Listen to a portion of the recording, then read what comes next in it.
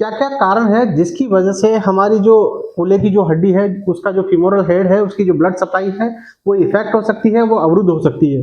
तो इसके दो मुख्य कारण है, पहला तो है ट्रॉमेटिक और दूसरा है एट्रोमेटिक। ट्रॉमेटिक का मतलब है किसी चोट या इंजरी की वजह से अगर इसकी जो ब्लड सप्लाई है वो इफेक्ट होती है, तो उस कंडीशन में भी इसमें एवास्कुलर नेक्रोसिस हो सकता है। चोट व इंजरी की कंडीशन में दो तरह की कंडीशन है। पहली है फ्रैक्चर, अगर किसी भी वजह से ये जो फीमर है, हड्डी है, इसकी जो नेक है उसमें अगर कोई फ्रैक्चर हो तो उसकी वजह से इसकी जो ब्लड सप्लाई है वो इफेक्ट हो सकती है। या इस बोल के अंदर ही कहीं पर फ्रैक्चर हो तो उसकी वजह से इसकी बोल की जो ब्लड सप्लाई है वो इफेक्ट हो सकती है। इसके अलावा अगर हमारे कूल्हे का जोड़ है लंबे समय तक अगर डिस्लोकेशन रहता है तो उसकी वजह से भी हम जो फीमोरल हेड है उसकी जो ब्लड सप्लाई है वो इफेक्ट हो सकती है और उसकी वजह से भी हमें ये समस्या हो सकती है।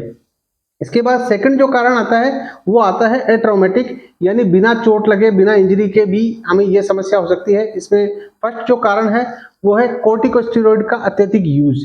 कई लोग जो लंबे समय तक कोर्टिकोस्टेरॉइड का लंबे समय तक यूज करते हैं तो उसकी वजह से धीरे धीरे उनकी जो हड्डियां हैं वो कमजोर होने लगती है और उसकी वजह से ब्लड सप्लाई है वो इफेक्ट हो सकती है, उसकी वजह से अर्ली फ्रैक्चर होकर भी ये समस्या हो सकती है। इसके बाद इसमें सेकंड जो एट्रोमेटिक कारण आता है वो आता है एक्सेसिव अल्कोहल कंजप्शन।